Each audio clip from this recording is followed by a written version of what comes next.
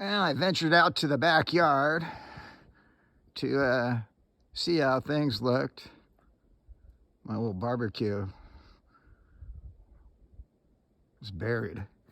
Anyway, there's just a lot of snow.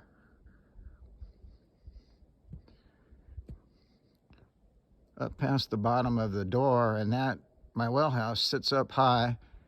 The trees are launching tree bombs, as my neighbor calls them, when a big, huge piles of snow just fall off. So not a good idea to be standing under trees.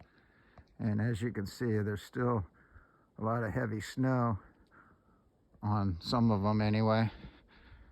But this is a beautiful day here. I love it when the sun comes out here in Mount Shasta, California.